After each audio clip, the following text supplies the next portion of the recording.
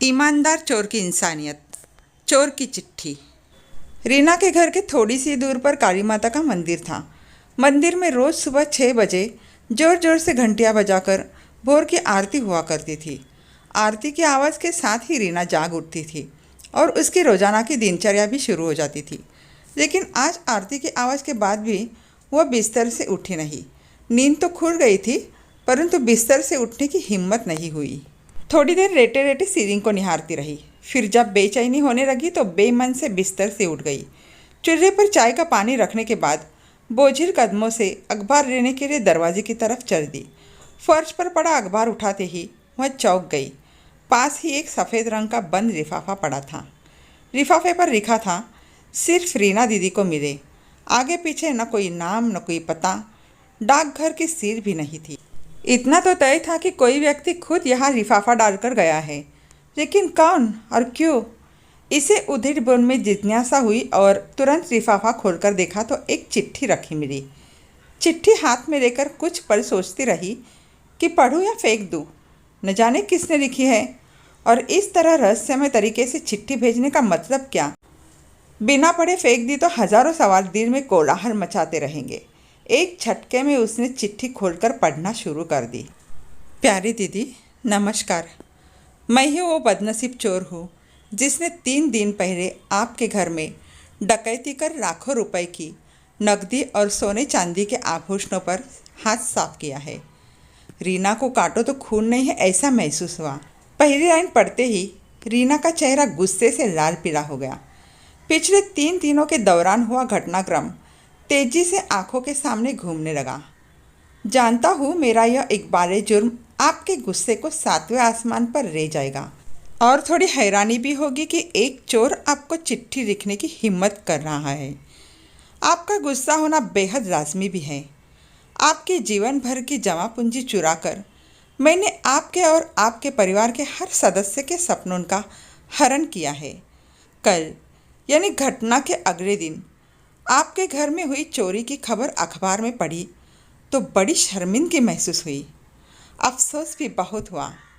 मेरी इस करतूत से आपकी शादी निरस्त हो गई, जो अगले महीने में होना तय थी।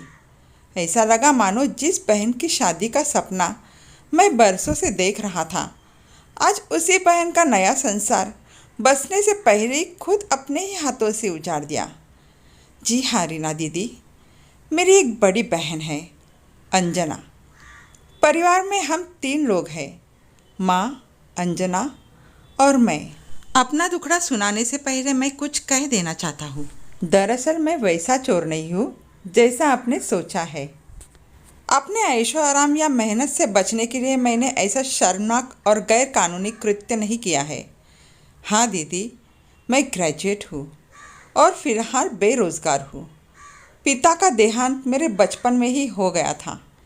माँ ने सिलाई कढ़ाई और घरों में काम कर कर हम दोनों भाई बहन का लालन पालन किया है और माँ के बलिदान व जुनून की बदौलत ही हम दोनों ग्रेजुएट तक पढ़ाई कर सके।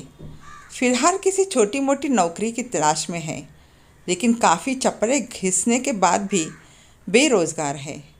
बहन की उम्र शादी के लायक हो चुकी है। उसकी आंखों में शादी को लेकर सजने वाले सपने मुझे साफ नज़र आते हैं, लेकिन घर की आर्थिक स्थिति के चलते वो खामोशी धारण किए हुए हैं। मैंने और माँ ने बहुत कोशिश की कि किसी तरह यहाँ वहाँ से पैसा उधार लेकर अंजना की शादी कर दे, लेकिन हर जगह दहेज और शादी कार्यक्रम के अच्छे इंतज़ाम की डिमांड हमें मजबूर करती रही। और फिर हम जैसों की मदद भी करता कौन है? बेटी की शादी न होने से माँ भी दुखी रहने लगी है। माँ का दुख और बहन की घुटन मुझसे बर्दाश्त नहीं हुई। इसी कोशिश और सोच के चलते मैंने चोरी जैसे घृणित अपराध को अंजाम देने का दुस्साहस कर डाला। करीब 10 दिन अलग अलग घरों की निगरानी करने के बाद आपके सूने घर में चोरी करने का मौका मिला और आपके घर से लाखों का सामान चुरा लिया। मैं खुश था कि अब धूमधाम से अंजना का विवाह कर सकूंगा, उसके सपने पूरे हो जाएंगे। साफ है कि चोरी की बात मैंने न तो माँ को बताई और न ही बहन से जिक्र किया। हाँ, इतना भर ज़रूर कह दिया कि अब घबराने की कोई ज़रूरत नहीं। अच्छा लड़का देखना शुरू कर दो। शादी के लिए रुपए और आभूषणों का इंतज़ाम मैं किसी तरह कर दूंगा। माँ और बहन दोनों ही बहुत खुश हुए। इतने खुश हुए कि उन्होंने यह भी नहीं पूछा कि बेटा इतने पैसों का इंतज़ाम कहाँ से और कैसे करेगा। शादी की बात सुनकर तो अंजना का चेहरा शर्म और खुशी से दमक उठा था। उसकी खुशी देखकर मैं गदगद हो गया। पहली बार एहसास हुआ कि अपनी जिम्मेदारी और कर्तव्य की जिम्मेदारी उठाना कितना सुखद और मन को संतोष देने वाला होता है। बहन की शादी कर हम दोनों माँ बेटे मानो चारों धाम की तीर्थ कर लेंगे। लेकिन क्या एक बहन की ज़िंदगी उजाड़ कर दूसरी बहन की खुशियाँ खरीदी जा सकती है? आपकी आंखों से बहते आंसुओं से मेरी बहन के जीवन में कभी खुशियों की बारिश नहीं हो सकती दीदी। मनुष्य को इतना भी निर्दयी नहीं होना चाहिए कि वो अपनी खुशियों के लिए दूसरों का घर संसार उजाड़ दे। अंजना के भाग्य में यदि शादी की खुशियाँ लिखी होंगी तो वह हर हाल में उसे मिलकर रहेगी। बड़े बूढ़े कहते भी हैं कि भगवान ने सबकी जोड़ियाँ बनाकर ही नीचे भेजा है।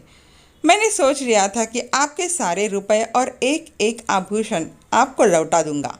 कल दिन भर चिंतन मनन करने के बाद मैंने आपका सामान लौटाने का यह तरीका अपनाया है ताकि आपसे क्षमा याचना भी कर सकूं। हो सके तो मुझे माफ़ कर देना दीदी। मैंने आपका सारा सामान एक थैले में रखकर आपके घर के दरवाजे से टिका कर रख दिया है।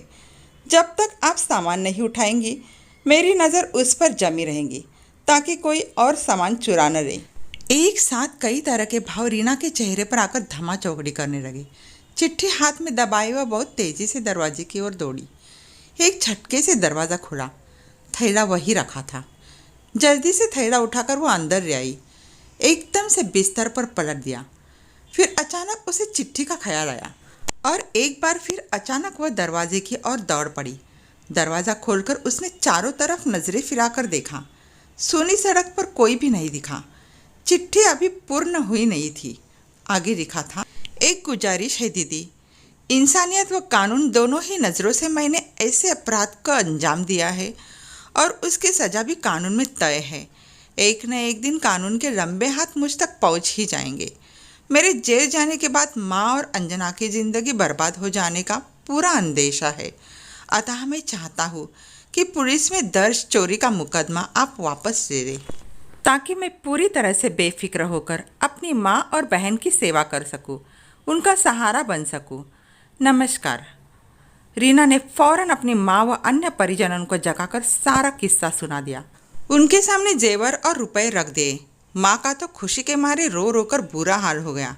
सभी ने भगवान का लाख लाख शुक्र अदा किया और ईमानदार चोर की इंसानियत पर भी।